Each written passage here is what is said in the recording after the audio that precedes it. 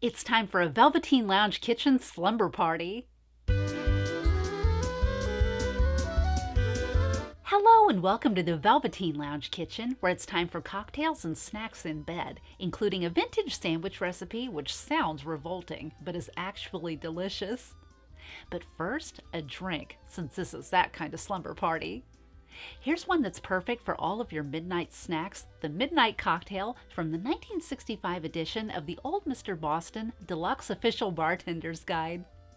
To make it, all you do is combine 2 ounces of apricot brandy, 1 ounce curacao, and 1 ounce fresh lemon juice. Shake with ice and strain into a cocktail glass. Feed time! Today we're serving Slumber Party Sandwiches from 1959's Foodorama Party Book, and don't let the ingredients scare you. They're actually really yummy.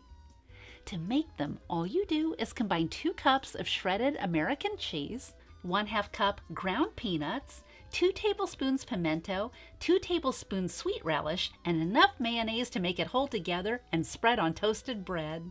Pillow fight!